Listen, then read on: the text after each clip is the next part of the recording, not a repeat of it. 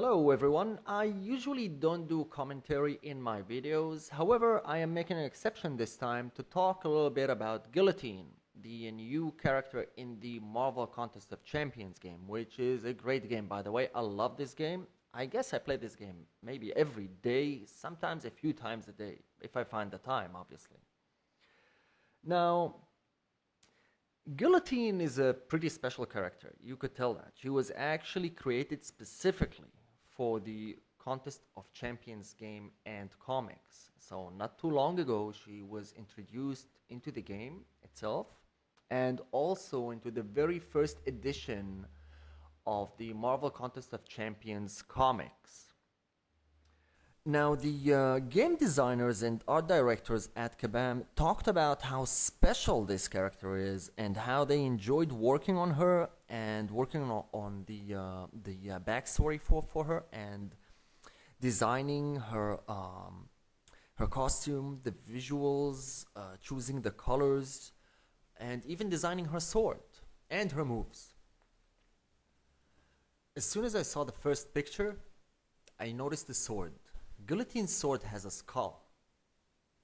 Now, you wouldn't see many sword designs with a skull, but any of you who, if you've ever played the Legacy of Kain games, any of the 5 games, any of the 5 Legacy of Kain games, you should perhaps remember the Soul Reaver. So the Soul Reaver is actually, I think it's present in all of the 5 games in the series of the Legacy of Kain.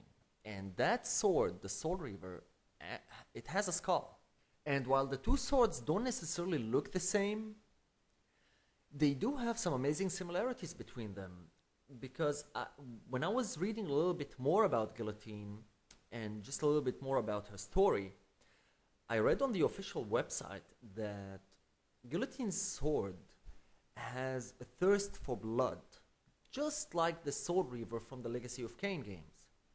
In addition to that, Guillotine's sword has its own free will and it can actually communicate with Guillotine. And once again, that sounds very similar to the Soul Reaver from the Legacy of Kain games. Look at this short clip from the Soul Reaver 2 game from the Legacy of Kain series, talking about the Soul Reaver, about the sword itself. The most formidable weapon ever forged by our swordsmiths. They infused the blade with vampiric energy, empowering the Reaver to drain our enemies of their precious lifeblood. And now here we can actually see the Soul Reaver turning against Raziel. You know, it's putting its own free will into action, actually impaling him. So I was thinking to myself, could this all be just a coincidence? And I was trying to put it out of my head and just, play the game normally. But then when Guillotine was officially introduced into the game and I was able to play against her in the Blood and Venom events, I just couldn't get her costume out of my head because it felt like I've seen that costume somewhere else before. So it was nagging me.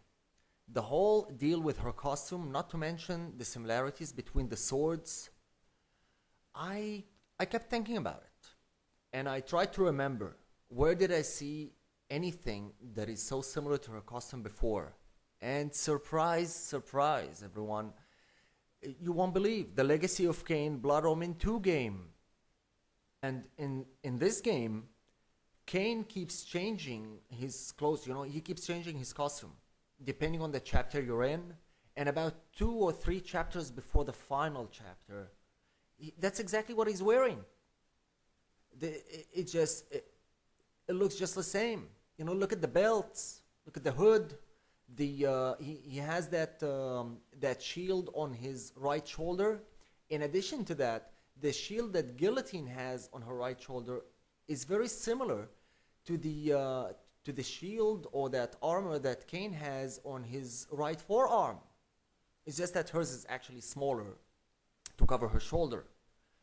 But again, just the similarities are endless.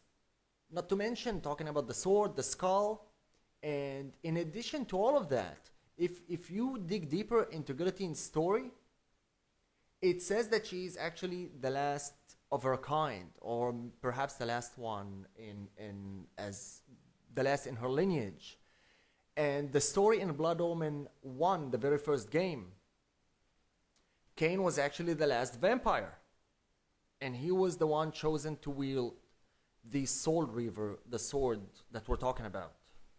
Now, I don't know what to make out of that because just everything looks the same. If you look at the boots, look at the belts, look at the even the Nexus Stone on Kane's chest, it gives that additional touch, which is so similar to the green light that Guillotine has on the upper part of her chest.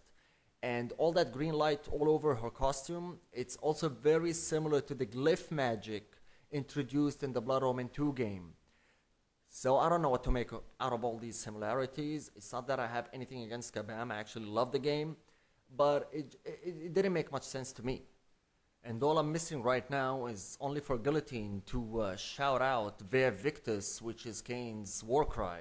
I don't know. So honestly, I just felt the need to share this information with you. Please let me know what you think. This is just my opinion after all. I'm seeing these similarities. I'm a big fan of the Legacy of Kain games. And I also love the Marvel Contest of Champions. I have nothing against the game.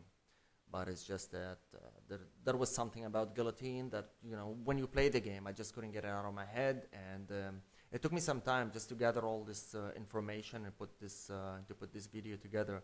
So thanks for watching, and I hope I'll upload something different, something new sometime soon. Take care.